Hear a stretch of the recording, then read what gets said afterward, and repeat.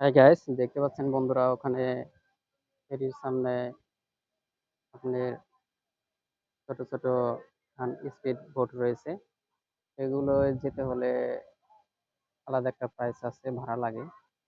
আমি শুনেছি যতটুকু 250 টাকা লাগে ভাড়া আপনার পাবনা লঞ্চ ঘাট থেকে আরিচা লঞ্চ ঘাটে যেতে।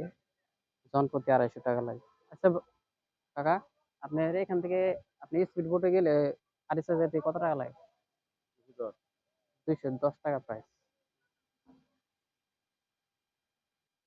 টাকা ভাড়া লাগে।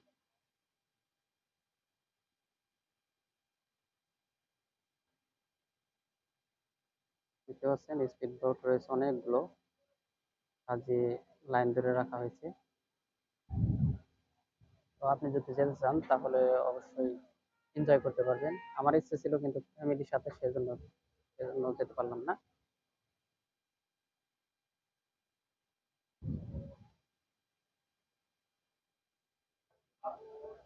কিছুক্ষণ পর লঞ্চ ছেড়ে দেওয়া হবে।